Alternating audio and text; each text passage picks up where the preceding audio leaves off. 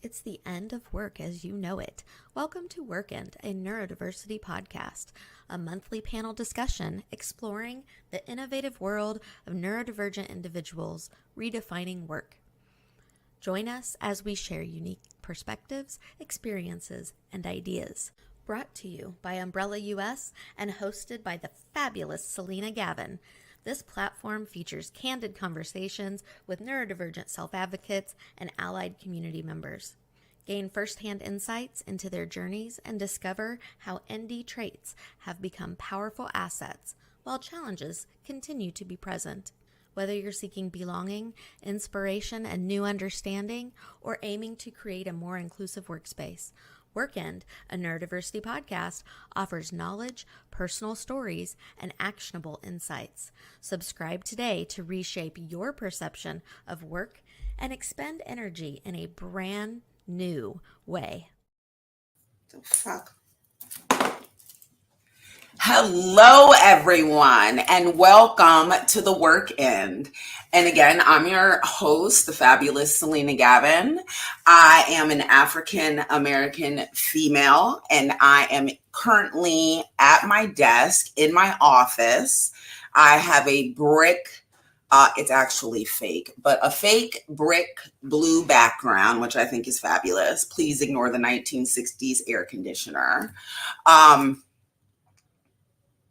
I have blonde curly hair and a gorgeous smile. And today I am overly excited. We are going to be interviewing Cendie Standford, who is the CEO of Aces Matter. And I'm going to let her, for those of you who do not know what ACEs are, I am going to let her further introduce herself and tell us more about herself. And then she can get into that definition of what ACEs is. So, Cendie, hello. Tell us a little bit about yourself. Hi, Miss Fabulous Salena. Thank you. So let me tell you a little bit about myself. My government name is Cendie Standford. Cendie, I have to tell everybody this. It is spelled totally different. So allow me to go.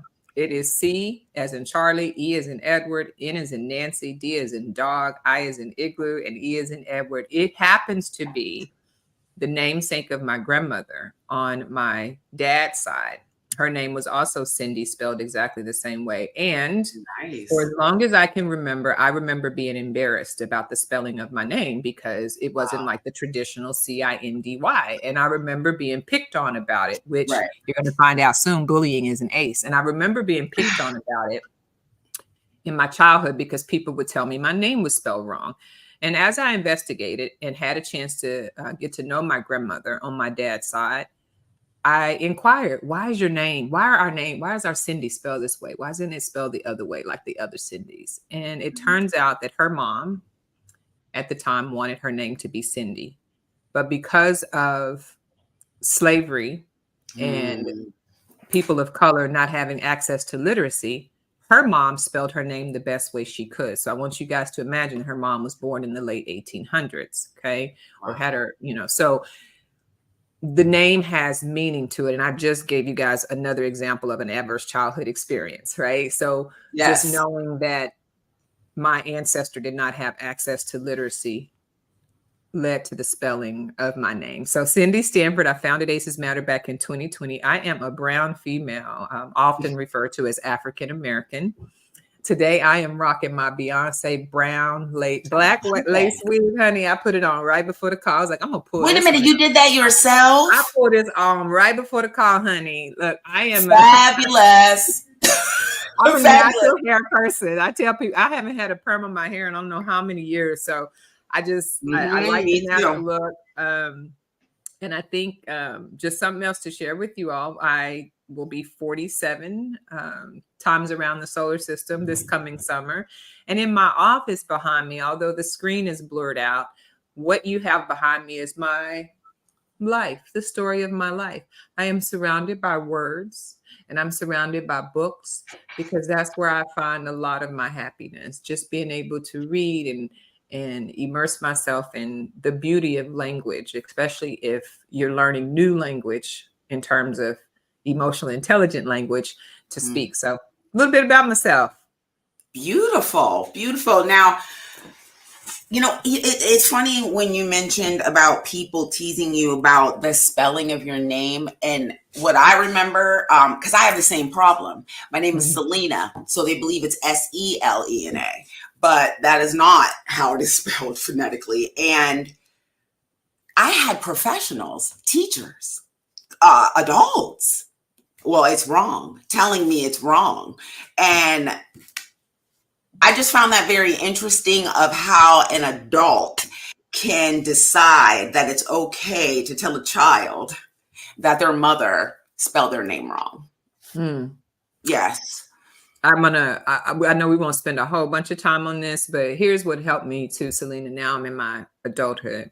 I grew up in church. We were part-time Christians, if you will. We would go to church occasionally on Sundays, and it was just a thing that people from where I grew up turn to in times of need and hope.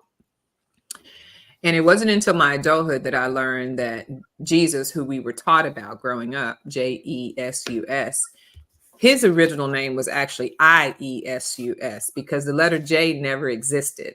The letter J didn't exist during the time the Bible was published in the version that we read today. So I was like, imagine how Jesus would feel if he knew everybody today was walking around saying Jesus, and that man's name is Isis. That man's name is not, it does not have, there was no J's, and I does not sound like J.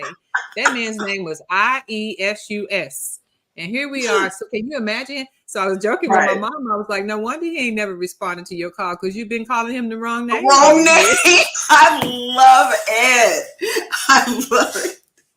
If you answer a teacher, if they kept calling you the wrong name and you didn't try to correct them, you would eventually just stop responding. Exactly. Right? Exactly. Who am I to complain when, here we are 400 and some years later and Jesus' whole name just got changed. So just got changed around. Lovely, right? Mm-hmm. So the founder and CEO of ACEs Matter. Tell everyone what ACEs is.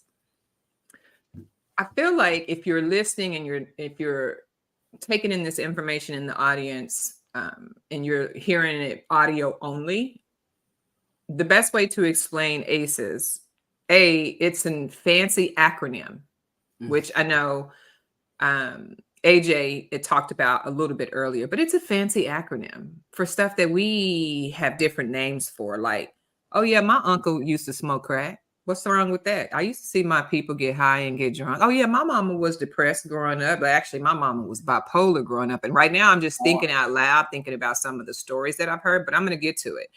It's a fancy acronym, but before I tell you more about the acronym, just think about this. Did you grow up getting bullied? Did you grow up having to watch intimate partner violence? Maybe it was, your mom and dad fighting all the time, or your partner, whoever raised you. If you saw adults fighting all the time, consider that to be domestic violence. Right. Did you grow up in a community where there was a lot of violence and crime in your neighborhood? Did you grow up in a situation where you ended up being homeless, having to be placed in psychiatric care? Unfortunately, there's things that can happen to children that get stuck in their nervous system. And, as we explained, the academic terms that have now been made accessible to the general public is really stuff that we've been knowing about. They just put 3 fancy letters on it. So ACEs stands for adverse childhood experiences. Don't really sound too sexy or appealing. But when you think about it, it's like if somebody, when you were a child, forced themselves on you sexually, that is an ACE. If when you were a child, you were spanked, abused, or beaten, and marks were left, and that was the default form of punishment, those are called ACEs. If you got talked crazy to as a child, if you got called names, belittled, reminded that you were less than, if you were called anything other than your government name with the person who's calling you it intending to hurt you, that is known as emotional abuse. And if you remember, sticks and stones may break my bones and words would never, honey, they lie. Them words be hurting. And as a matter of fact, those words stick with us. And so ACEs are essentially categories of things that happen to children before they turn 18. And why 18 is because now the nervous system knows how to respond on your behalf. Right. The nervous system is like, okay, we got record of how to respond when you feel scared, when you feel threatened. So adverse childhood experiences are a way to explain why we as an adult behave the way we behave. And there are also tools to explain how people who are currently in relationship or in the proximity of people under 18 can intervene, right? For those of us that are beyond 18 and we're out the house, too bad, so sad is, it's gone, right?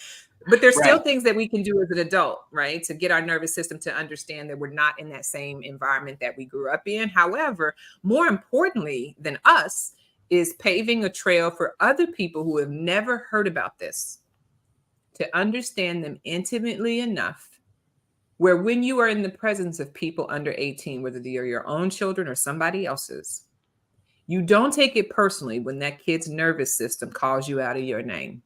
Mm-hmm. You don't take it personally when that kid doesn't do something that you asked them to do, right? You consider the science and the backstory behind non-compliance. You consider the science and the backstory behind violence. You consider the science and the backstory behind a kid being disruptive or overly talkative in school and not being able to follow instructions. So it is the backstory that people who have never heard about ACEs, they need to know this if you are in the proximity of children, because if you are not, and you've never heard about ACEs, and God forbid that you have your own ACEs, your ACEs are going to influence how you respond to a kid's behavior. And guess what? As humans, we'll continue to perpetuate that cycle, and we will continue to fill prisons with people with ACEs. We'll continue to fill, unfortunately, some of the government systems are designed for people with ACEs. Right. So I encourage people to know your score. Yeah, know your score. And I hope that helps. But again, it's just a fancy acronym for stuff that we've been knowing that's going on. When me and AJ talked about the ACEs, and she told me about you being on, it was funny, like as she was talking and just like as you were talking, it was almost like the things that you were saying were like punches at me, like this happened and this happened and this happened. And I work with kids K through 18 in an after school program. Of course, they're considered at-risk youth for many of these reasons. And the biggest, I'm a prevention specialist. So I am there to prevent these kids from turning to drugs and alcohol to cope. I need to teach them positive coping mechanisms. And I'm fighting ACEs every single day. My assistant was in the room the other day, and we're talking about bullying.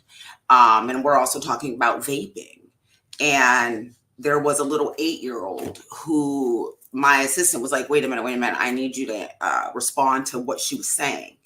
And so she had made the statement that all Black people vape,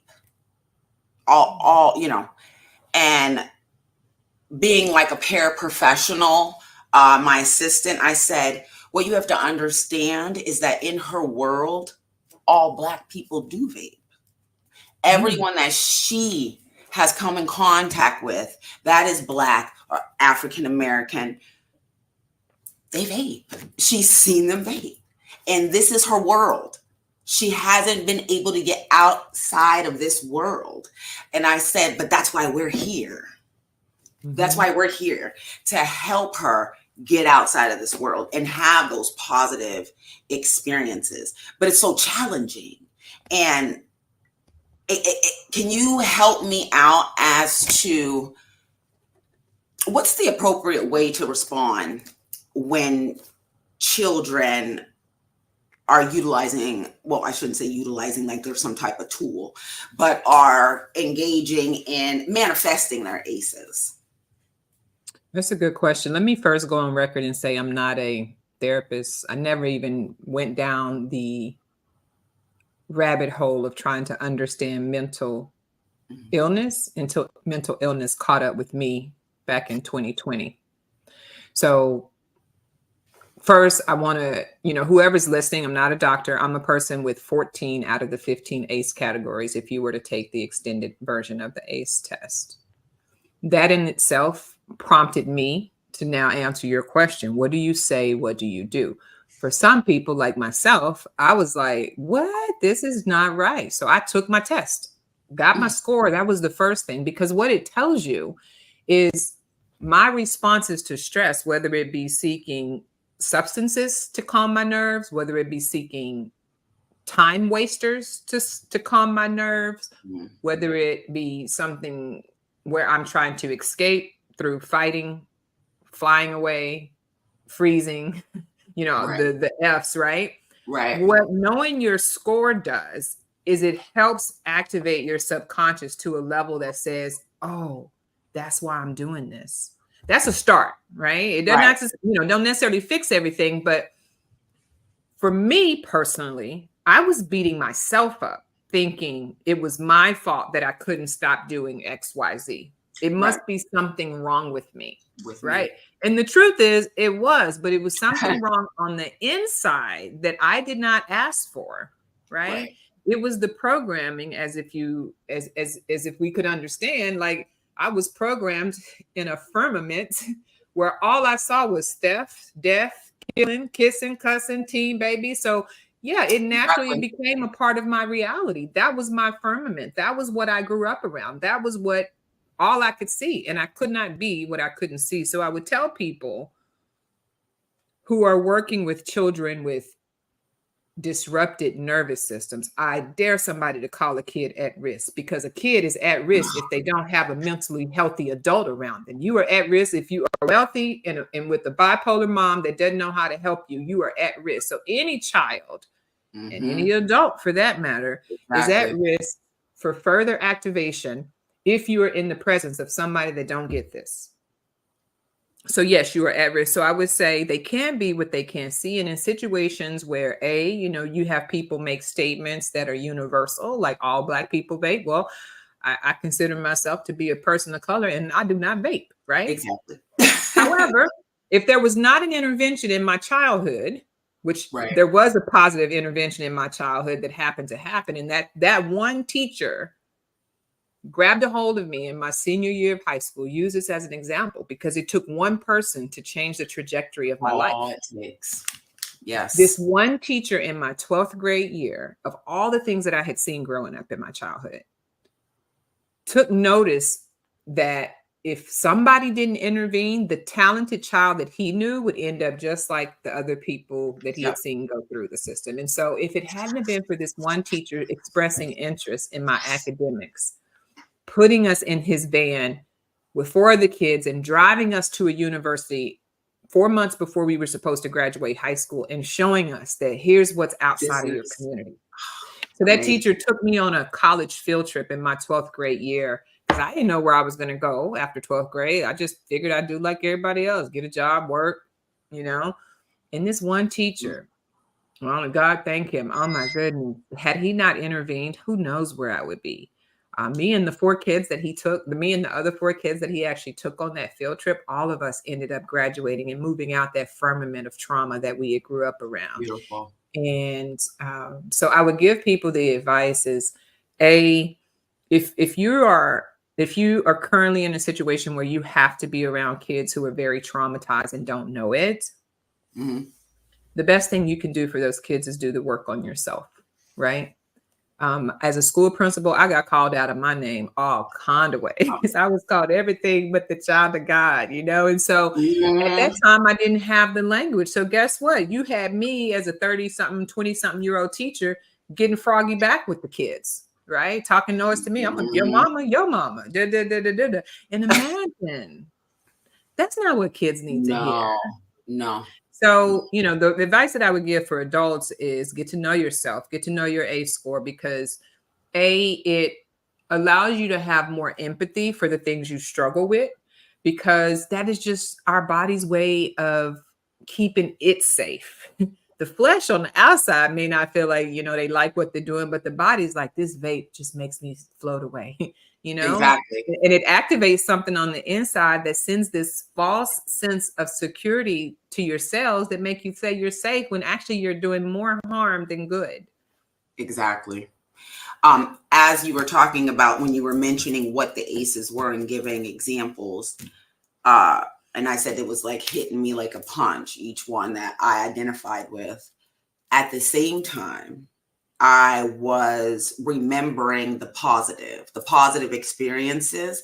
I was like, okay, yeah, there was some form of fat I was called every single day in school, every single day. You know what I mean? I got to a point where I was like, why do people think that I don't know that I'm fat? Like, I am very aware of the fact that I am overweight. I don't need to be told every day, but that stained my brain.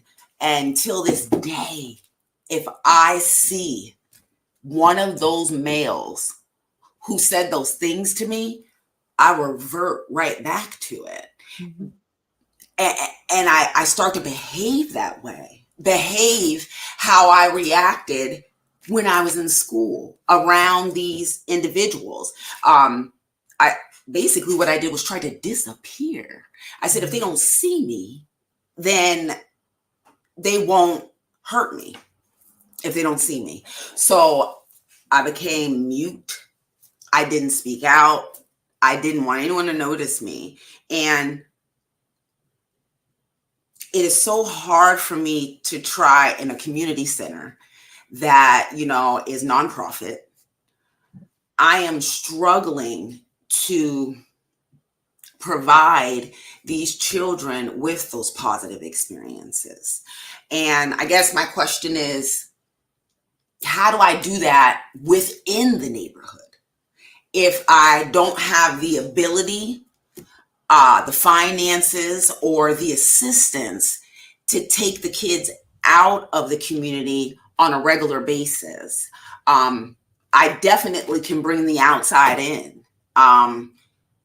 How do I do that? How do I do that in the center of all the mess, of all the ACEs? I'm in the center of all the ACEs. You reprimand a kid, the parent comes in and condones what the kid did and disrespects you in front of the kid. How? You've said a lot there. Like, I'm sorry. My heart. I'm sorry. No, don't please. Okay. Don't be sorry. Do it again, honey. Okay. Like, I want to say, I'm holding space because I saw the little girl in you getting teased. And fight, flight, or freeze.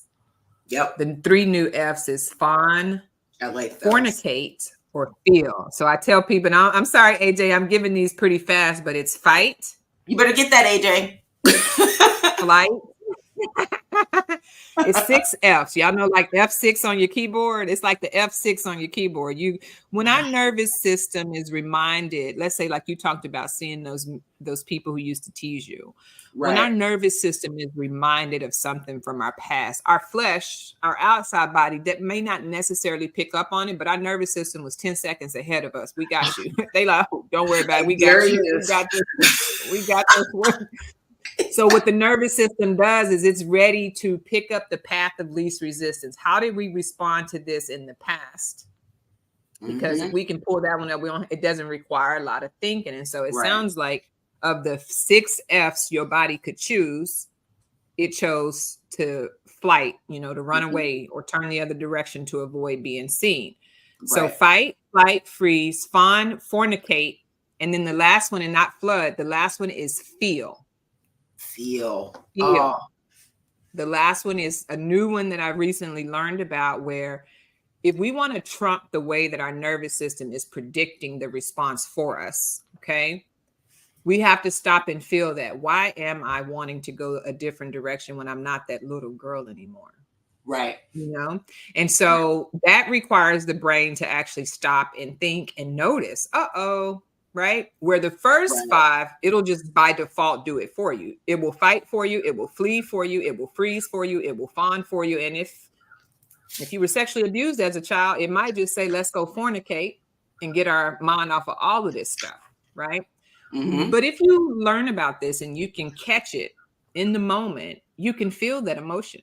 You can feel your stomach knotting in, doing the knot. You can feel your hands getting sweaty, your throat, you getting that thing in your throat where you're about to cry or choke up. You feel it. Right. So it's just about noticing when that parent comes in to get froggy with you because you didn't say something left to her kid or his kid, in your opinion, feel it. Feel that energy, right? And I'm about to put some physics on this to say, back in the day in science, they told us that energy cannot be created nor destroyed, only transferred from one form to another. So when that energy is walking up in your community center, ready to get froggy or jump or whatever, they are getting ready to transfer that negativity onto you. But if you block that, honey, with that feeling of just compassion, and you looking at that lady or that man, and you're like, I understand how this can be difficult. That's so true. And you hold that space, right? You ain't got to try to figure out all these words to defend your position. You look at that person and know something wrong. If you even walked up here looking like you looking, wanting to defend the kid. So you already know it's beyond you. It has nothing to do with you. Don't take it personally. Just feel what it must be like for a parent to be out of control and not have any control over their child. Instead of taking it personally or feeling disrespected, because they did disrespect you, I'm sure. Right. But at the end of the day, it had nothing to do with you. That's those aces showing up inside that community center. Just like when you saw the people who used to tease you, their aces are doing the exact same thing, right? And so if they don't have the language, they're going to naturally default to that. And I like what AJ is saying. You're teaching me something. Flood is because it floods you with feelings. I love that, honey. So I would say to that point, let me just hold space for you because I was that little girl who was picked on about being skinny. Right? Like it was, who picks on somebody about being skinny? That's what I wanted to be. I thought it would all end if I was skinny. I mean, it don't matter. It don't matter if you were skinny. I got all kind of names for being skinny. Like I was skinny, dark, and bald headed. So I remember in 5th grade, we were studying something in 5th grade, social studies. And I'll never forget this. And I remember the kid who did it. I was always self-conscious about just having short hair, being skinny and bald head, like just having no shape, right? Like being a black girl with straight up and down. Oh, yes. Right. Okay. Time, right? That's definitely a issue. It's an issue in our culture, right? Like you're supposed to be shapely. Well, this is just what my mama gave me. I can't control it. Like this is my dream. So, I remember a student in class, one who used to just find it funny to talk, call me black and all kind of names. And I remember there was a historical figure that came up in our studies, and the guy's name was Gypsy Garibaldi. And I remember the teacher on the board writing, okay, write this down, Gypsy Garibaldi. And then one kid calls out, oh, that's Cendie. Just like that. You see how you remember that? So you remember that name, you remember that. It's so distinct. Of all the stuff that I didn't forgot, I remember feeling so embarrassed in that moment because, and of course that was a test, that was a test in my childhood. And I will say too, Salena, I'm in that same place where when I learned about ACEs 4 years ago, 2020, this ended up being my COVID project. I was like, I want all the people I can find to know about ACEs. So I founded this nonprofit because I realized, Salena, that this language was the language that they used to produce this study was out of reach for many people that needed to hear it. Exactly. And when I say out of reach, meaning it was segregation of information. Most people can't even understand the language in that study. And absolutely. There needed to be some dog and pony shows similar to our last epidemic to be put on if we want people to understand exactly what is happening. And if you can think about resources, imagine the amount of resources. You don't even have to imagine. Remember the amount of resources that went into encouraging people to protect themselves and their neighbors by getting, right? People were getting lottery tickets. They was getting game day. They was getting fried chicken. They was getting fries. Everybody stepped in to say, if you don't get your shot, you're going to put everybody else at risk. Here's some French fries. Go get your shot. Why not have, we have lost way more people to ACEs than we have that pandemic that came and scared, but we did not have the amount of resources coming in to support people who are leaving childhood. And the last thing I'm going to put on this resource thing, just like kind of showing my colors here, is that Maybe I wasn't supposed to say it because that thought just left. So I'm going to let it go. You know what, Cindy? I'm so happy that just happened to you because it happens to me all the time. She didn't want me to say it. So I was like, okay, you don't want me to say that? Just like, I call them my neurodivergent moments. That was, so maybe it didn't want me to say it, but I guess the emphasis I want to say is like, I was feeling bitter when I realized how hard it is to get money to bring this information to the public. I was bitter. And then some days I do still feel bitter when I get rejection letters where it says, our motto is to use whatever media and platform we can to get out and have more people take their ACE score, do more generational ACE score family tests, so that people can just like have this light bulb go out. It should be It should be easy to get access to money when it's something that will ultimately benefit the entire world, right? One would think that.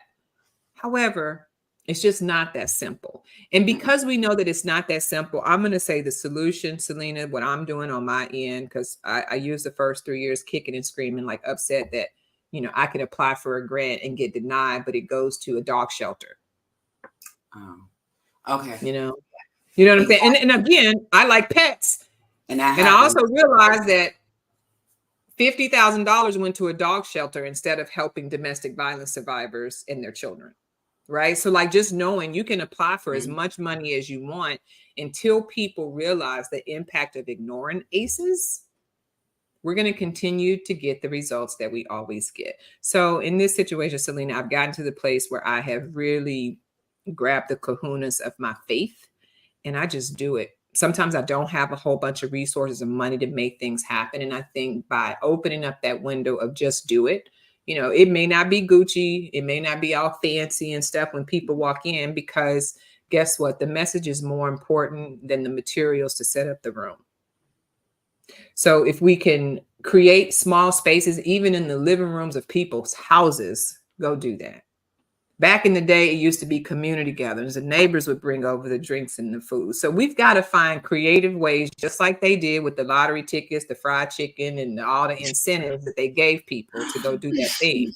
We've got to find creative ways to get this information out, just like they did when they had half of the world's population lining up to take the shot. So if we can do it for a pandemic like that, we can do it for this, because this pandemic has been around way longer than the pandemic we just came off of. And unfortunately, it's going to take creative citizens like you and myself to figure out how to shift our, shift our anger, if you will, to something more positive. Because it made me mad when I realized just how much is involved in us getting ACEs. It takes a lot of work for us to get ACEs. It's not, it doesn't take a lot of work for us to keep getting them, but it took a lot of work, like slavery, to get us here, which started ACEs, right? Like ACEs started right there. So if you was on that side of the boat, your ACEs started as soon as they took you away from your family, right? And any child that you had after that will have that same experience, even though they weren't born. So for those people, their ACEs had already started before Plymouth Rock even parked its boat. So I really think this is about going back to small organizations and communities and doing our best, because we are up against a lot. We're up against a lot that would rather things stay the way that they are, because it definitely benefits a very small percent of the population for things not to change. Absolutely. So sometimes just do it. And, and I think one thing that we have to get over, as especially people of color, is the fear of being judged. And that has been the thing that I still work on today. I think I'm at about 95% healed from worrying about judgment. But that's a whole journey in itself, because if you grew up around people who were always criticizing you or critiquing you, you ain't about to put no event on and feel like it's half done and people be talking about your plastic forks and stuff. Like, we have so much stuff that goes in our mind that we worry about that it will prevent us from taking action, because we're worried about what other people are going to say. And on my last message, I'm going to leave here on this one in terms of judging. I just tell people now, like, I grew up with scripture, and that was where we went for our hope. And I was like, wasn't no PowerPoints around back then. Jesus just walked around. He stood on the top of the mountain and just spoke. and just right. Wasn't no table decorations except maybe at the Last Supper. Maybe they had some table decorations, but we be trying to be all fancy and stuff when we can't afford it. We can't afford to be fancy, and there's a sense of urgency right now. And I think if we get more people around us, can you imagine just having more people around, and then we're starting to see more individual donations instead of requiring or needing the money out of the people with the deeper pockets. Yes. 100 people give $5 once a month. You got $500 to do an event, you know, to bring people together at somebody's house to talk about this conversation. Amazing. And ACEs AJ was, you know, saying about, you know, is ACEs more prevalent for marginalized community members? Unfortunately, yeah. Yes. Yeah, they don't. And what I know now is ACEs, they don't have a preference on what color you are, right? They don't have a preference of who you're born to. Right. They'll come for you if you happen to be in a home where the person taking care of you does not have the mental awareness of trauma. Right.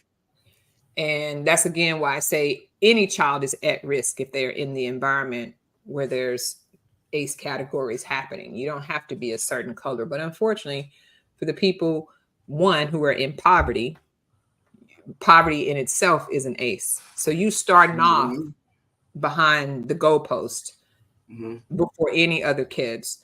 And then if you're poverty and you're brown, then it's going to be even harder to interfere and intervene with these ACEs.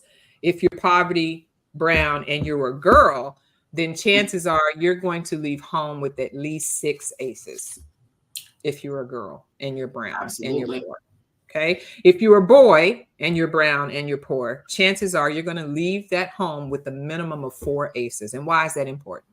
Right. I'm just telling you right now that if you're born in poverty and you happen to be brown, if you're a girl, you're going to have at least 6 before you leave the house. If you're a boy, you're going to have at least 4 before you leave the house. They say 4 more ACEs put you at risk of dying 20 years younger than somebody who did not have those same experiences.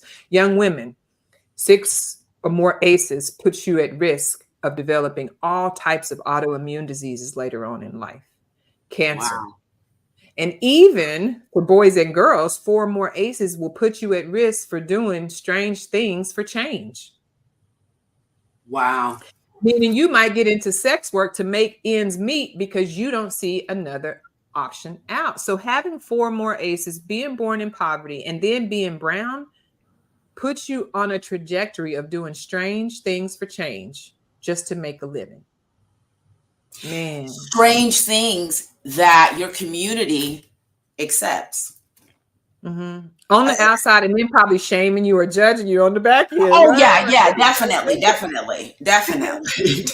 You know, you said when you said you don't need all this fancy stuff, and I thought about that because a lot of times I can be very materialistic and wanting things to be grandiose, and you know, I have to, you know, everything has to be in order. But I said to myself when you said that a lot of times fancy loses the message, and you know, the message that you want to get across, it's all blurred and in the clouds because everybody's concentrating on what everything looks like and what everything sounds like. I know. The eye is a tricky thing. The eye is a tricky thing. And it is to the power of 10 again, if you grew up in a neighborhood where you always saw people critiquing people.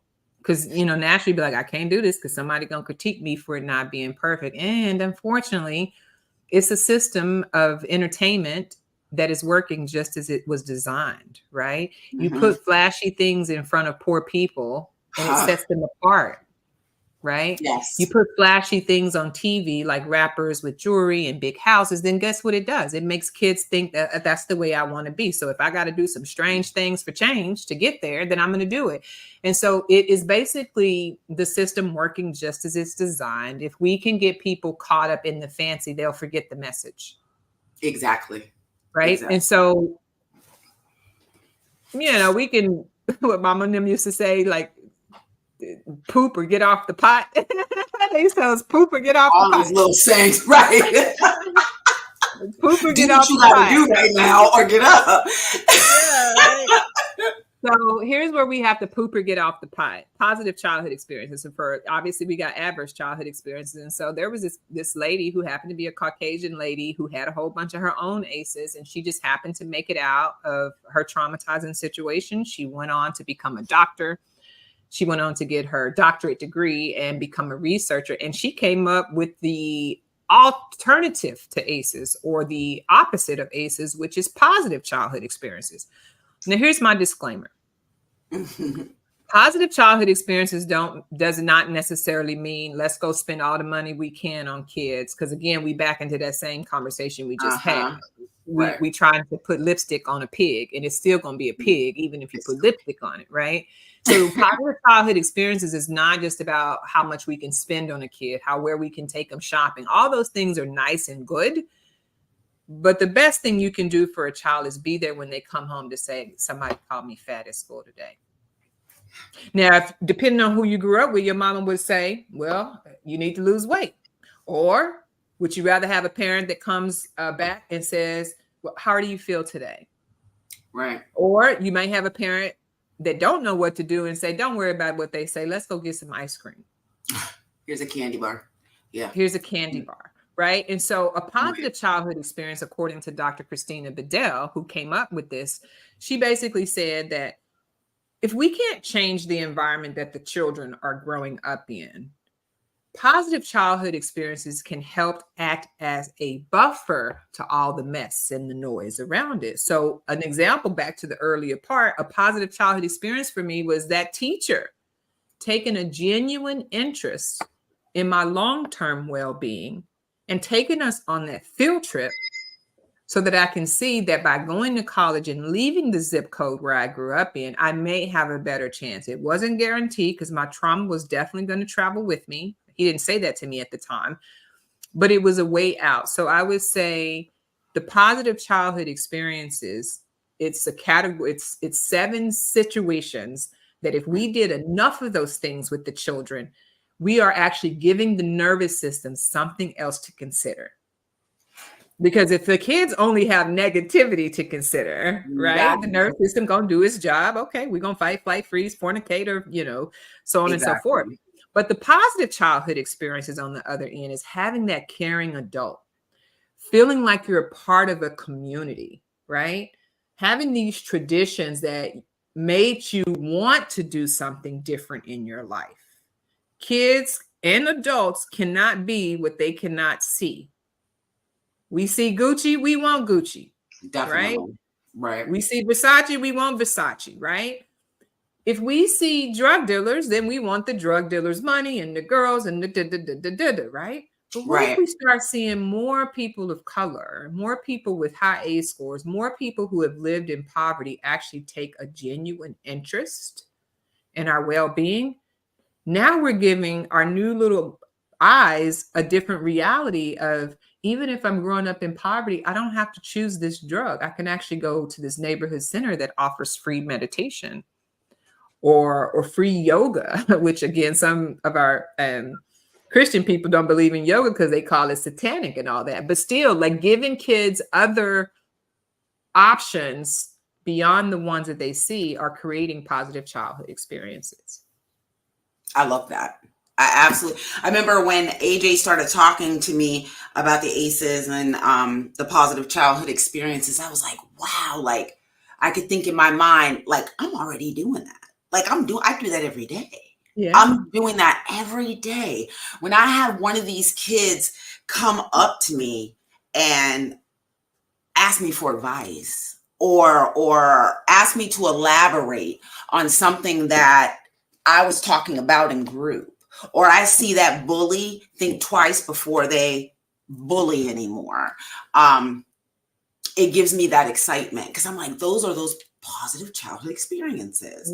We have a program where a university here in town, they call it Beyond the Gates, and their students come to the community center and they intermingle and tutor and mentor and all these great things for our kids.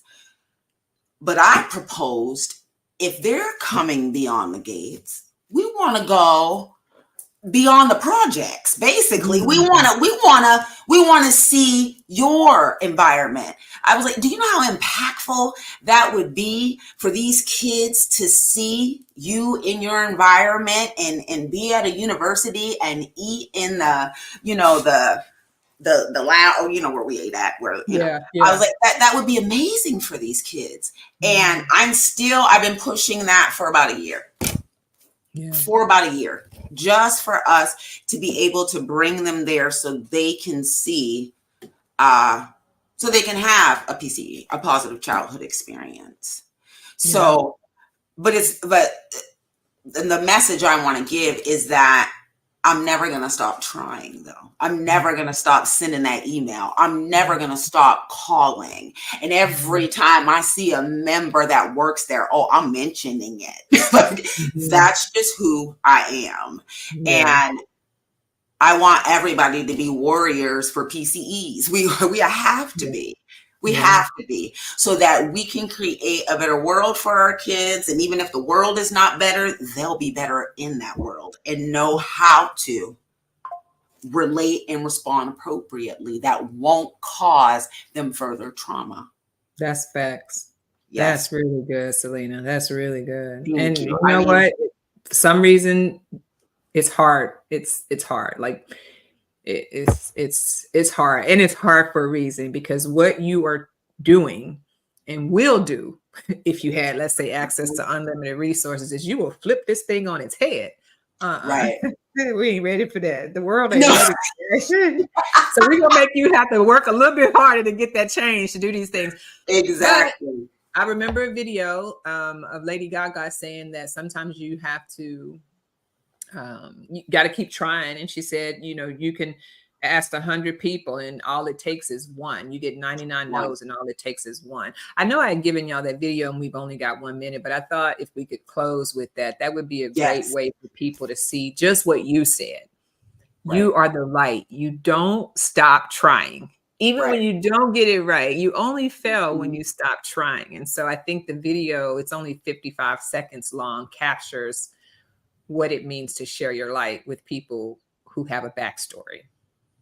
Thank you so much, Cendie. I would love for you to be on again, because I have absolutely enjoyed this conversation, all of this information. I want to be a warrior for this. Like, I really want to take it on, and I really want to go out there with it, because I see the benefit. I see people, when you recognize, you can change. So thank you again, and God bless. Thank you for having me. I appreciate you having me. Yes, and let's go to that clip, AJ.